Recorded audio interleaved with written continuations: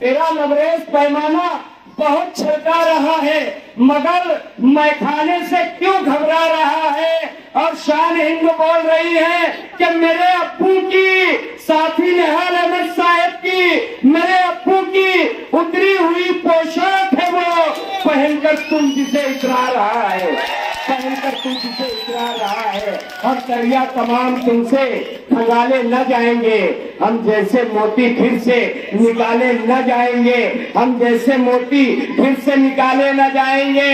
और लाओ हमारी सल्तनते निहाल साहब के बच्चों को दे दो, ये तख्त ताज तुमसे संभाले न जाएंगे।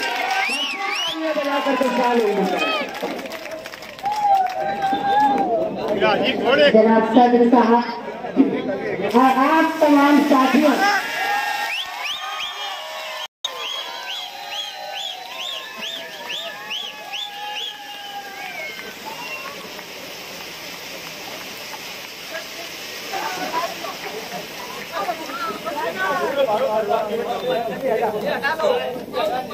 देखो ये आतिशबाजी के बाद मुझे ये लगा कल हमारी रैली के बाद से चारों तरफ ऐसे ही अंगार लगी हुई है। साथियों, हम जहाँ जमा हुए हैं इस्लामपुरा, ये हारून अंसारी साहब की करीब घर के करीब हम यहाँ हैं। साथी निहाल अहमद की सियासी जिंदगी में एक बड़ा हिस्सा सुल्तानिया क्लब का रहा। जनाब सदर मोहतरम और कारी साहब यहाँ मौजूद हैं। मैं इनकी शुक्रगुजार हूँ कि निहाल अहमद को साथी निहाल अहमद साहब बनाने वाले ये लोग हैं। इस इलाके में डॉक्टर अब्दुल सलाम, मुल्ला मेंबर, शफी मेंबर, जैनो हयात, ये तमाम ऐसे लोग थे जिन्होंने साथी निहाल अहमद का साथ दिया। और एक नाम जो साथी हमारे बहुत करीब, फातिमा मोहम्मद सईद, जिनको आप लोग फतुआदाई के नाम से जानते हैं, मालेगांव शहर की एक ऐसी खातून जो बड़े बड़े डॉक्टरों को पैदा करने में मददगार थी, वहाँ से लेके मुस्तकीम डिग्निटी तक के फतुआदाई उनके साथ थी। मैं शुक्रगुजार हूँ। और इस्लामपुरा देखो कितने सालों से बसा है, आज तक नाम नहीं बदला, लेकिन किसी गलत आदमी ने तुम्हारे एरिया का नाम रखा तो 24 घंटे में उससे पार्टी का नाम बदलना पड़ा। ये तुम्हारे लिए खुशी की बात है। मैं जब यहाँ आई तो इस्तकबाल में मैंने देखा कि 12 नवंबर के लोग, खास तौर पे हारून भाई, फैसल भाई और रमजान भाई, उन्होंने इस्तकबाल किया। ये वो लोग हैं जिनको मैंने 12 नवंबर के पहले शक्ल से मैं नहीं पहचानती थी, लेकिन जब ये लोग छूट के आए और मुलाकात की तो वो इस तरह मुझे बुलाते थे, भाई ऐसा भाई वैसा। तो मुझे ये लगा कि जेल में भी ये मानते थे कि कम से कम शान हिंद बाहर है जो हमारे लिए कुछ न कुछ कर रही है।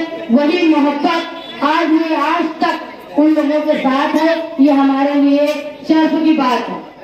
मालेगांव शहर में सियासी जलसों का चलन चल रहा है, इलेक्शन करीब है, और यही इसी इलाके में एक जलसा हुआ जिसमें 12 नवंबर की सफाई दी गई और ये कहा गया कि 12 नवंबर का वाकया जो हुआ वो हुजूर की शान में गुस्ताखी के खिलाफ लोगों का जमा होना और एहतजाज करना, उसमें शेख आसिफ की साजिश थी।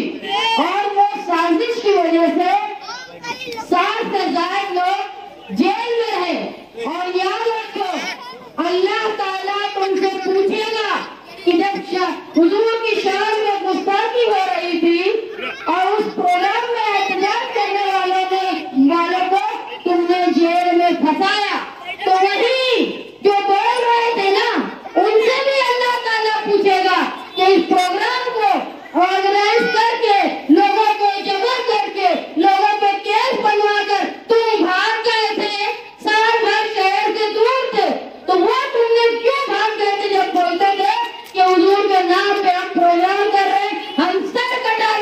लेकिन जेल में डर जाने से डर के मारे भाग गए थे। ये भी अल्लाह पूछेगा।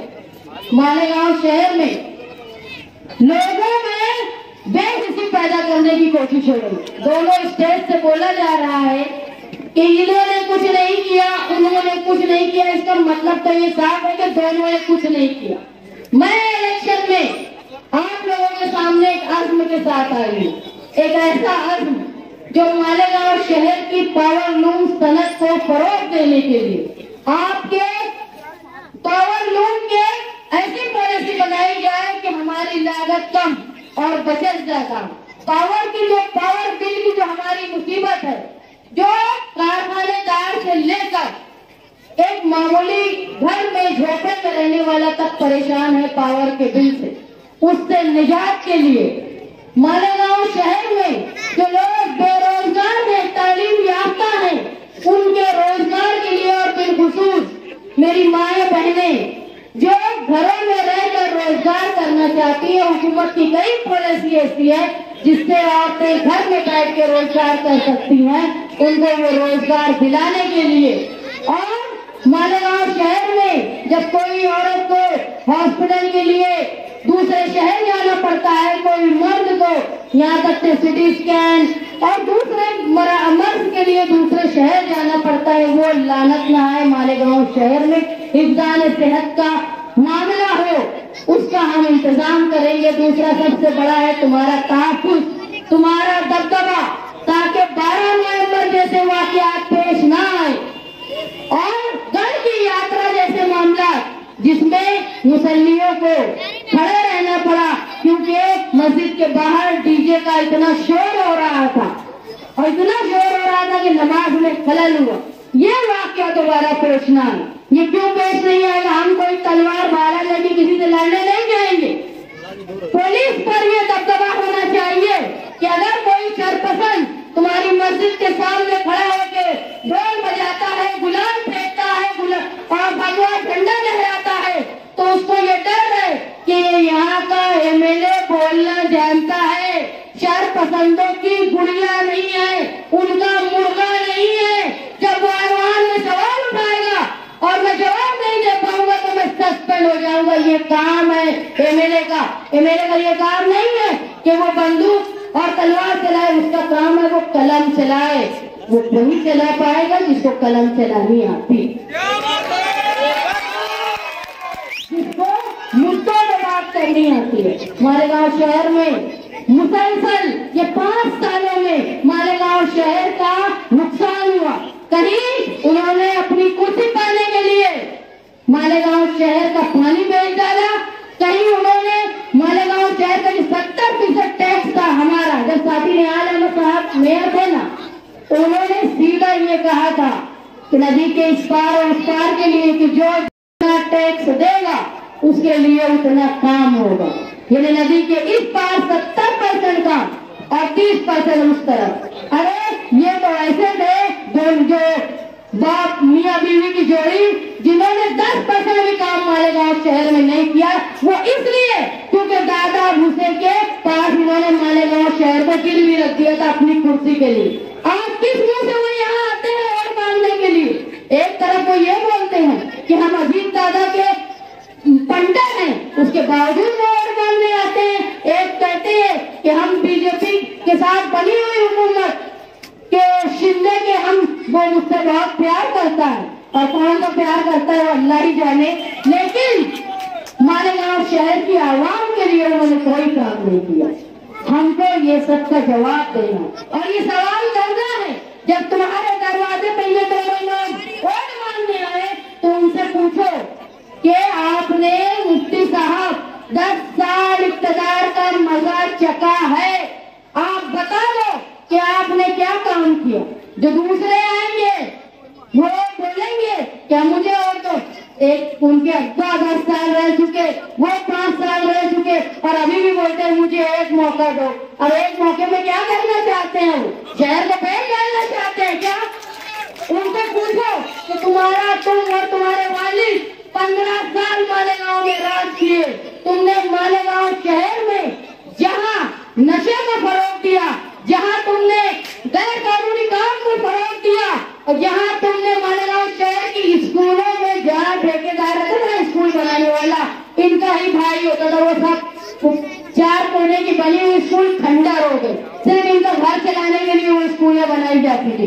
वो स्कूलों का निजाम दुरुस्त करने की कोशिश मैं करूंगी, लेकिन जब ये तुम्हारे दरवाजे पर आए तो उनसे पूछो कि तुमने कौन सा ऐसा काम किया है कि तुमको हम दोबारा वोट दें। और मैं आपसे वादा करती हूँ कि आने वाले वक्त में रोजगार के लिए, पावर लूम की सनत के लिए, पावर बिजली के मसाइल के लिए, मालेगांव शहर की इब्दान सेहत के लिए और मालेगांव शहर के दबदबे के लिए मैं आपके साथ मिलकर काम करूंगी।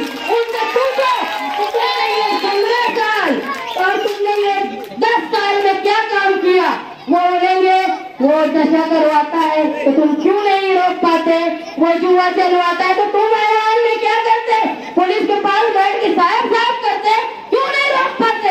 जब 12 नवंबर के वक्त यही रजा अकेडमी के लोग मेरे पास आए थे, हाफिज शरीफ और हाफिज मोहम्मद, वो लोग इतने डरे हुए थे। मैंने उनको बोला कि आप लोग क्या चाहते हो। बोले हम लोग ये चाहते हैं कि मालेगांव शहर के तमाम सियासी लोग मिलकर 12 नवंबर वालों के लिए लड़े। तो जाके हाफिज शरीफ और हाफिज मोहम्मद से पूछ लेना। जब ये लोग मुफ्ती साहब के पास गए तो उन्होंने कह दिया कि शेख आसिफ अगर रहा तो मैं नहीं जाऊंगा, और यही शेख आसिफ ने कहा कि मुफ्ती साहब अगर रहेंगे तो मैं नहीं जाऊंगा। ये 12 नवंबर के लिए दोनों एक साथ जमा नहीं हुए। लेकिन गोली चलाने के इल्जाम में जब इनका भाई फंसा तो बराबर ये चले गए अजीत दादा के पांव में। वहां नहीं देखा कि बीजेपी के साथ वाला है, मैं इनकी दलाली कर रहा हूँ। यानी जब खुद पर आती है तो ये कहीं भी चले जाते हैं, लेकिन जब कौम की बात आती है तो वो बिल्कुल तेरी मेरी करते हैं कौम के लिए।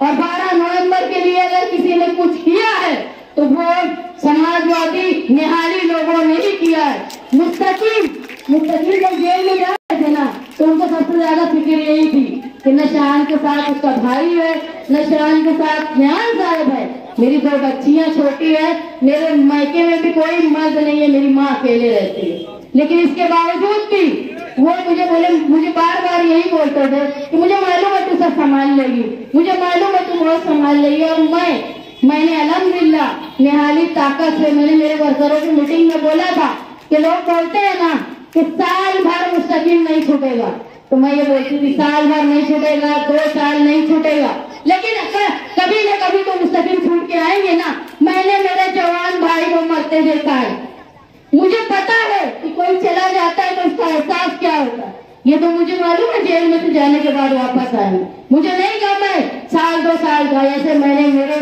घर की और मेरे अपनों की हिम्मत जोड़ के रखी, और न सिर्फ हिम्मत जोड़ी बल्कि ये सब लोग जो बैठे हुए हैं ना, ये जो बैठे हैं ना, इनके घर वालों के पास भी मैं गई थी कि देखो 35 जगह पर धरना करना है, माफ करना, लेकिन इनके घर से भी मुझे जवाब आया था कि फला तंजीम अगर बोलेगी तो हम जब धरना करेंगे। लेकिन मेरे साथ ये लोग नहीं आए थे, लेकिन फिर भी मैं इनके लिए लगी रही, मैं अकेली रही। ये जितने तीनों बैठे हैं, तीनों के घर वालों ने मुझे कहा था कि फला लोग बोलेंगे जब हम लोग करेंगे।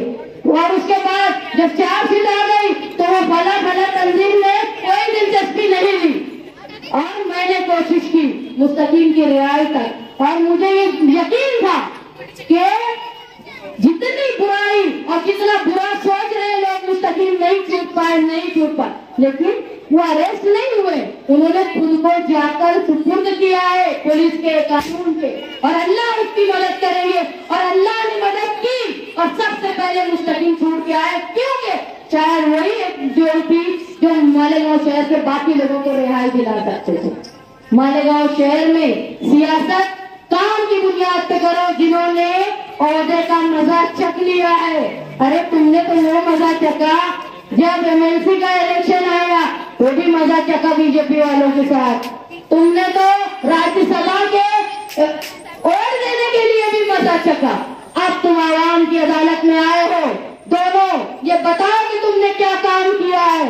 वो इधर वो गोलीबाज, वो बंदूकबाज, ये सब बातें मत करो, तुम दोनों बताओ कि तुमने शहर के लिए क्या काम किया है। तू इधर उधर की बात कर, ये बता कि काफिला क्यों लूटा? मुझे रेल से भी मिला है और मुझे तेरी रायबरेली पर भी शक है, क्योंकि तुम दोनों फिरका परस्तों के साथ मिले हुए। ये याद रखो, निहाल अहमद का खून कभी भी सब कुछ हो सकता है, लेकिन अपने शहर को, अपनी आवाम को तुम लोगों का कभी इन लोगों की तरफ सौदा नहीं कर सकते। अरे एक तकरीर मैंने कल सुनी अपनी रैली के अंगार के बाद, ये तकरीर थी आसिफ साहब की। मुझे बोलने लगे यार तब मौलवी उस्मान साहब का नाम नहीं लिया, अब बोल रहा है कि मौलवी उस्मान मेरे दादा थे। तो मेरे दादा थे तो थे दादा, और उसमें तो कोई मिलावट की बात नहीं है। तो मुझे वर्कर बोलने लगे कि ये ऐसा क्यों बोल रहे? बोली वो इसलिए ऐसा बोल रहे कि वो दादा परदादा के नाम नहीं बता पाएंगे, और मैं बता पा रही हूँ, इसलिए